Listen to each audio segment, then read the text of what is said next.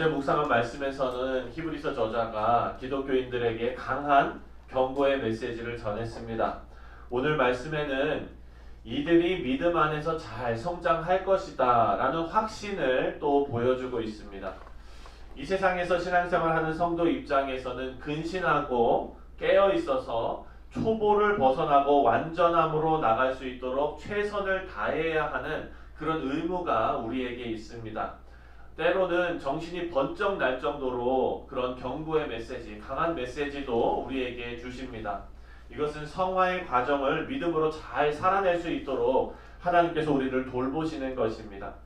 지금까지 히브리서는요, 구원받은 하나님의 자녀라는 신분을 가진 사람들, 그 사람들, 기독교인들, 이 사람들이 하나님의 자녀다운 수준으로 살아야 한다. 그러기 위해서 노력해야 한다라고 가르치고 있는 것입니다. 이스라엘 백성들이 출애굽해서 가나안으로 들어가지 못하고 광야에서 죽은 것 같이 실패하지 말아라 라고 가르치고 있어요. 참된 안식에 들어가지 못하고 초보에서 벗어나지 못하는 실패를 하면 안 된다라고 강하게 어제 본문 말씀에서 경고하신 것입니다. 그런데 여러분, 신앙에도요, 가르치는 데 있어서 순서가 좀 필요합니다. 우리 주일학교 어린이들 가르칠 때 우리가 어제 말씀 나눈 것처럼 너 예수 믿으면 천국 가고 예수 안 믿으면 지옥 간다. 맞는 말인데 어린 아이들한테 그것부터 가르치지 않습니다. 저 같은 경우는 그것부터 배워가지고 한참 돌아왔어요. 어떻게 돌아왔느냐? 예수 믿으면은 황금길이 있고 황금 침대가 있고 황금으로 집 지어져 있고 뭐 돈이 다 깔려 있고 뭐 이런 천국에 가고, 예수 안 믿으면은 지옥불에 떨어져 가지고 그냥 다 막 타 죽고 그냥 근데 죽지도 않고 이렇게 배워가지고 다들 막 무서워갖고 눈물 뚝뚝 흘리면서 막 그냥 그 결심기도하고 막 이런. 그런데 여러분, 그 어린 마음에는 우리가 뭘 심어줘야 되냐면요, 그 어린 마음에는 단어를 많이 넣어줘야 되는 거예요. 아주 어린 아이들, 네. 우리 뭐 마크, 룩 뭐 이런 아이들한테는 단어를 많이 넣어줘야 돼요. 단어를 많이 넣어준다는 얘기는 뭐냐?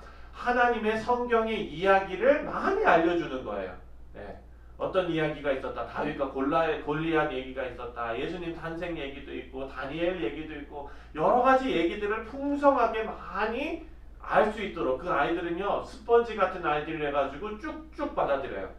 그리고 말씀을 많이 외워도 우리처럼 외우고 나면은 조금 있으면 까먹는 게 아니라 아이들은 그때 외운 거는요 평생 가는 거예요. 그러니까 그때 말씀도 많이 암송시키고 얘기도 많이 들려주고 해요. 그러면 이 아이들이 점점 자라가지고 이제 유초등부가 되고 중등부가 되고 고등부가 돼요. 그러면 어떤 메시지가 전해져야 하는가? 이 아이들에게는요, 하나님의 무한하신 사랑에 대해서 계속 알려줘야 되는 거예요. 왜냐하면 이 아이들한테서는 자기가 조금만 뭘 어떻게 잘못해도 구원을 잃은 것 같은 그런 마음이 철렁하는 그런 상황이 많기 때문에 이 아이들한테 하나님께서는 너를 절대로 포기하지 않으신다. 언제든지 하나님께로 돌아오면 하나님께서 묻지도 않고 따지지도 않고 너를 받아주신다. 이렇게 하나님의 귀한 사랑, 크신 사랑을 그 아이들의 마음속에 확신으로 남도록 해줘야 되는 것입니다. 너를 가장 잘 아시고 가장 사랑하시는 분이 하나님이시다. 그래서 하나님 앞에는 가끔 뻔뻔해져도 된다. 너가 잘못해도 하나님 앞에 나와서 기도하고 또 하나님께 나아가야 된다. 이런 확신을 아이들에게 심겨 줘야 됩니다. 여러분 생각해 보십시오. 그 출애굽을 해서 이제 가나안 땅 입구까지 데리고 가야 되는데 어쨌든 입구까지는 데리고 가야 되지 않습니까? 그러면 물도 내주셔야 되고 만나도 주셔야 되고 그 과정을 지금 데리고 가는 거예요. 네. 그리고 들을 만한 신앙의 나이가 되었을 때는요, 이제 광야에서 가나안에 들어가는 싸움을 강조하는 것입니다. 믿는 성도의 책임을 가르치고 영적 싸움에서 우리가 노력해야 하는가? 하나님의 열심이 있지만 또 우리도 어떻게 그 열심에 반응하여 노력해야 하는가? 나의 나태한 신앙을 돌아보게 만들고 찔리게 만들고 다시 털고 일어나서 주님께 달려가게 만들고. 다만 주의해야 할 것은요, 신앙의 성숙을 우리가 계속해서 강조하다가 계속 채찍질만 하다가 믿음이 연약해서 넘어지는 일이 없도록, 다시 말해서 나의 신앙적 수준에 실망해서 나는 안 되는 사람인가 보다 이렇게 시험에 빠지지 않도록 우리가 조심해야 한다는 것입니다. 나의 구원까지 의심하게 만드는 그거는 어찌 보면은 영적 우울증이라고 볼 수도 있어요. 영적 우울증에 빠지지 않도록 조심스럽게 접근해야 합니다. 여러분 우울증에 빠지면은 디프레션이 오면 어떻습니까? 무기력해지고요. 그냥 의욕도 없어지고요. 다 내려놓고 싶어지고요. 이런 겁니다. 여러분 우리가 아무리 신앙의 싸움에서 실패를 경험해도 하나님께서는요 우리의 신분을 변화시키지는 않으시는 분이라는 것을 우리는 꼭 기억합니다. 그래서 오늘 본문 말씀 9절부터 20절 말씀이 지금 제가 설명드린 우리의 수준에서는 우리가 아직 못 미치고 그리고 그것을 그 위에서 열심히 노력하며 달려가지만 그렇다고 해도 우리의 신분은 절대로 변하지 않는다는 확신의 말씀을 오늘 우리에게 주고 계십니다. 9절 말씀을 다 같이 읽겠습니다. 9절 다 같이 시작. 사랑하는 자들아 우리가 이같이 말하나 너희에게는 이보다 더 좋은 것 곧 구원에 속한 것이 있음을 확신하노라. 아멘. 히브리서 저자는요 지금 이 기독교인들의 신앙적으로 부족한 모습을 강하게 지적을 했어요. 그들이 하나님 자녀가 된 신분에는 아무런 문제가 없다고 확실하게 말하고 있습니다. 지적은 했지만 강하게 책망도 했지만 그렇지만 여러분이 구원받은 그 신분의 문제는요 전혀 문제가 없습니다. 이렇게 말하는 거예요. 지금 여기에 뭐라고 말하냐면 사랑하는 자들아 라고 말하고 너희가 구원에 속한 것이 있음을 확신한다 라고 말하고 있습니다. 근데 여러분 여기에 보면은 너희가 구원에 속해 있다 이렇게 좀 확실하게 말해주지 뭐라고 얘기했습니까? 너희가 구원에 속한 것이 있음을 확신한다 이렇게 얘기해요. 네, 좀 그냥 확실하게 해주지. 네, 여기 구원에 속한 것이 있다라고 말하는 이유는 뭐냐면 여러분 지금 신분과 구원받은 신분과 그리고 하나님 자녀다운 그런 수준을 같이 합쳐서 얘기하는 겁니다. 구원받은 하나님의 백성이라 칭함받은 것은 확실하나 성화의 과정에서는 아직 우리들은 부족한 부분들이 있다. 그러니까 구원에 속한 것이 있음을 내가 확신한다. 이렇게 말하고 있는 겁니다. 그래서 여기에 숨겨진 말은 뭡니까? 그러니까 힘내라. 그러니까 힘내라. 이런 뜻입니다. 그리고 자신이 왜 그렇게 생각하는지, 왜 그렇게 믿고 있는지, 확신하는지를 10절 말씀에서 설명하고 있습니다. 10절 말씀을 보면은요. 10절 다 같이 한번 읽겠습니다. 시작. 하나님은 불의하지 아니하사 너희 행위와 그의 이름을 위하여 나타낸 사랑으로 이미 성도를 섬긴 것과 이제도 섬기고 있는 것을 잊어버리지 아니하시니라. 아멘. 10절을 보면은요. 우리말 성경 번역에는 생략이 됐는데 가르라는 접속사로 10절이 시작됩니다. 그게 무슨 얘기냐면 왜냐하면 뭐뭐이기 때문이다 라는 거예요. 자, 10절을 시작하면서 왜냐면 뭐뭐이기 때문이다 라는 것은 10절이 9절하고 연결이 되어 있다는 말이죠. 그 얘기는 뭡니까? 10절이 9절의 근거가 된다는 거예요. 9절의 말씀의 근거가 10절이다. 9절의 이유가 10절이다. 그런데 10절에 보니까 10절에 나오는 대로 너희가 구원받은 하나님의 자녀라는 근거는 너희가 하나님의 사랑으로 사랑하고 있다는 것이 그 증거다라는 거예요. 우리가 너무 익숙하게 잘 아는 말씀이죠.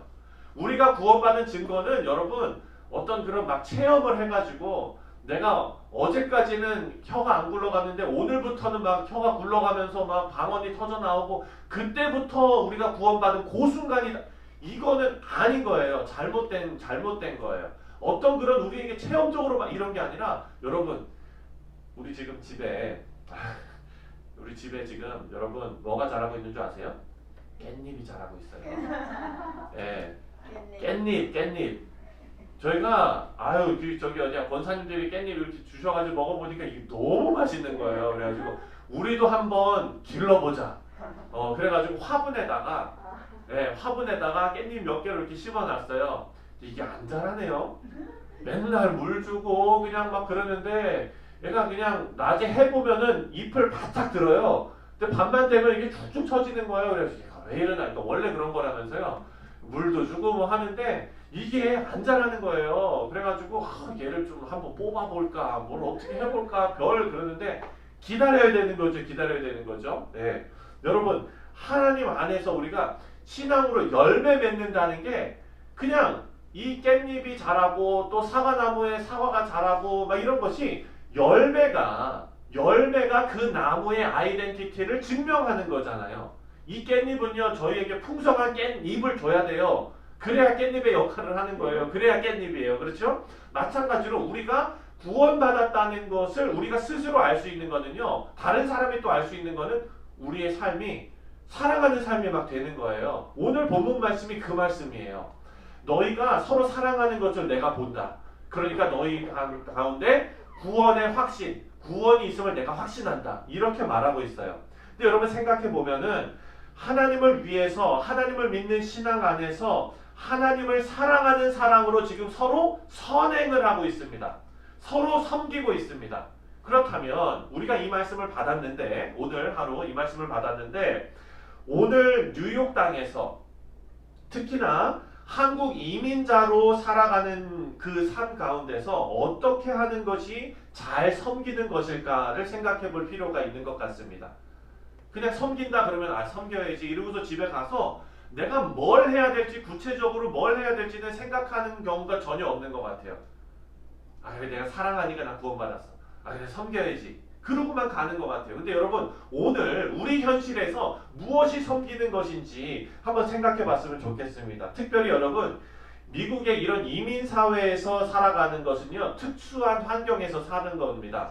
저도 미국에 처음에 왔을 때 저보다 더 먼저 오셨겠지만 미국에 처음 왔을 때 제가 어땠겠어요? 저 너무 위축돼서 살았어요. 지금도 좀 위축돼 사는 것 같아요.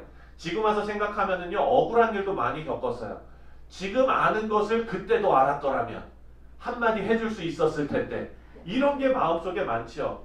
지금도 제가 영어로 말하고 듣고 이해하는 것이 어느 정도는 되지만 특히나 다른 인종이 솔직히 말씀드리면 백인 아저씨들이 막 그냥 저를 둘러싸고서 약간 좀 강압적인 분위기로 막 그냥 얘기를 주도하면은요 괜히 그 사람들 말이 맞는 것 같고 괜히 내가 틀린 것 같고 그 앞에서 내가 한없이 작아지는 것처럼 느껴질 때가 있는 거예요. 이런 감정을 제가 느낀다면 아마 우리 성도님들 대부분이 저와 비슷한 감정을 느껴보셨을 것이라고 저는 믿습니다. 그래서 여러분 뉴욕은요 어떻게 표현하냐면 뉴욕은 되게 차가운 땅이다. 이렇게 사람들이 많이 표현해요. 차가운 뉴욕 땅에 이민자로 사는 사람들은요 많이 위축되어져서 살아가는 것 같습니다. 그래서 누군가가 저를 존중해주고 그리고 의사소통을 하는 가운데 인내심을 가지고 들어줄 때 정말 많이 고마움을 느낍니다.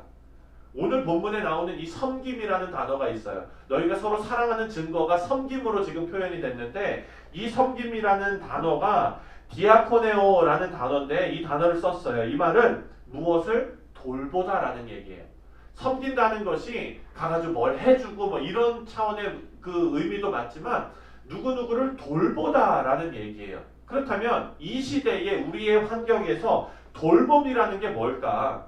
물질적으로 도와주는 것도 돌봄이겠죠. 그리고 우리가 사는 사회의 특수한 가운데서 여러분 저는 이 돌봄이라는 의미를 어떻게 묵상했냐면 존중이라는 단어로 묵상을 했습니다. 우리는 서로 돌봐야 합니다. 위축된 사람들을 돌보는 일은요 그들을 존중하는 일일 것입니다. 먼저 우리 안에 서로 존중하는 일이 필요할 것입니다. 하나님께서 사랑하는 자이며 내가 함부로 하면 안 되는 귀한 성도임을 우리가 인식해야 합니다.